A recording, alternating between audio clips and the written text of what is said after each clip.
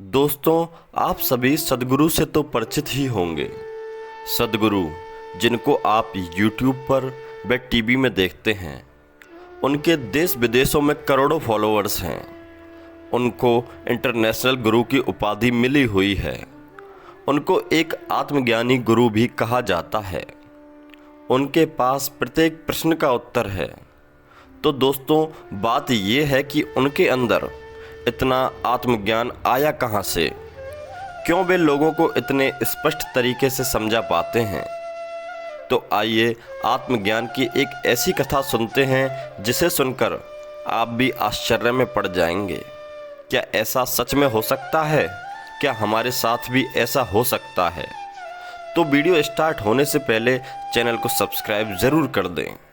तो आइए आगे बढ़ते हैं और बताते हैं सद्गुरु के आत्मज्ञान की कथा।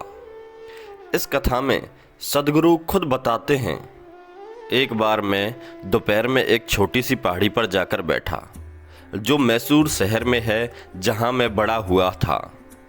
उस पल तक मैंने यही सोचा था कि ये मैं हूं और वो कोई और। मुझे किसी और से कोई परेशानी नहीं थी, पर वो कोई और है, ये मैं हूं। पहली बार मैं ये नहीं जानता था कि मैं क्या हूँ और क्या नहीं। मैं जो था वो हर जगह फैला हुआ था। मुझे लगा कि ये पागलपन लगभग 5-10 मिनट तक चला, लेकिन जब मैं अपने होने के सामान्य तरीके पर आया तो 4.5 घंटे बीत चुके थे। मैं वहीं बैठा था, पूरी तरह से चेतन, आंखें खुली हुई। मैं दिन में करीब 3 बजे बैठा था और शाम के 7:30 बज रहे थे। सूरज डूब चुका था और मुझे लगा बस 10 मिनट हुए हैं और लगभग 4.5 घंटे बीत गए थे। मेरे वयस्क जीवन में पहली बार इतने आंसू बह रहे थे कि मेरी पूरी शर्ट गीली हो गई थी। मैं खुश था, पर मुझ में एक अलग आनंद का विस्फोट हो रहा था, जो अलग तरह का था, जो वर्णन से परे है। मेरे शरीर की हर कोश का परम आनंद से सराबोर थी। मेरे पास बोलने के लिए कोई शब्द नहीं थे। बातें करते करते मेरी आंखों से आंसू आ जाते। लोग कहते, क्या तुमने कुछ खाया है? क्या कुछ पिया था? तुमने क्या किया था? मुझे पता था कि किसी को कुछ कहने का कोई फ़ायदा नहीं है, क्योंकि मैं आसमान को देखता तो आंसू आ जाते, पेड़ को देखता तो आंसू आ जाते। 6 महीने में मेरी हर चीज़ ज़बरदस्त तरीके से बदल गई और मैंने समय का बोध खो दिया। और जब ये अगली बार हुआ तो बहुत महत्वपूर्ण था, क्योंकि मेरे आसपास लोग बैठे थे। मैं अपने परिवार के साथ बैठकर खाना खा रहा था। खाने की टेबल पर मुझे वाकई में लगा कि 20 मिनट हुए हैं, पर मुझे बैठे बैठे 7 घंटे हो गए। मैं वहीं बैठा रहा, पूरी तरह से सचेत। मुझे वाकई समय का बोध नहीं था। ये कई बार हुआ।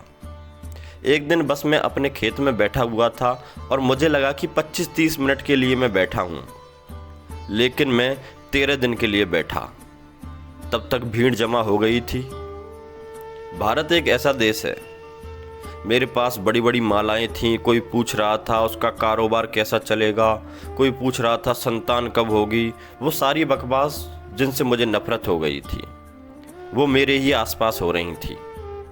मुझे सच में ऐसा लगा कि बस मैं 20-25 मिनट के लिए बैठा हूँगा, पर लोग कह रहे थे कि इसे बैठे हुए 13 दिन हो गए, ये उस समाधि में बैठा हुआ है, ये वो समाधि कर रहा है। तो दोस्तों, यह वाकई में मेरे साथ हुआ, यह मेरे साथ घटित हुआ, और मैं चाहता हूँ कि यह आनंद आपके साथ भी घटित हो।